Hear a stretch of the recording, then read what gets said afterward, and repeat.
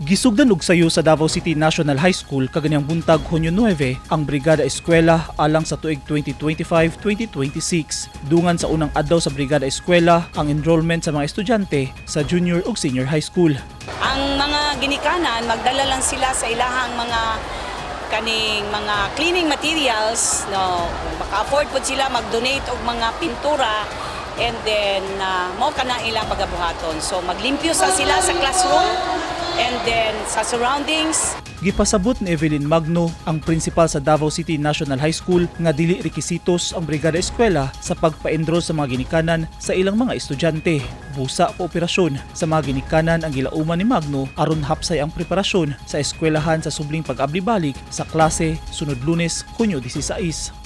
So ang pagpangandam sa ato ang tulunghaan sa umaabot nga klase para ang atong mga kabataan dili na sila manilhig, dili na sila maglimpyo, set na gyud na kanan para sa opening of classes.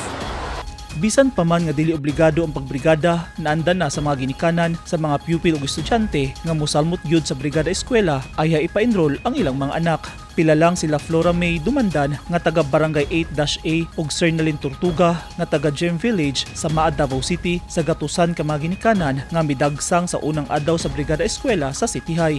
Di nila lim, sir. Tanawa na ganda kayo nagbubot ang ginikanan dito sa pag-enroll sa mga tao. Basta mag-opening na gyud ang brigada, mag-join jud ko kay nanto mga estudyante tabang dos panglimpyo kasi sila magyapon mga benefits.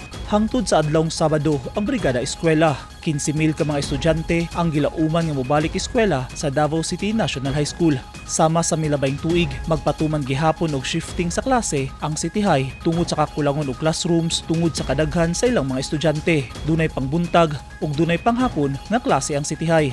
Giklaro hinuon sa principal nga dunay igong mga teachers ang Davao City National High School.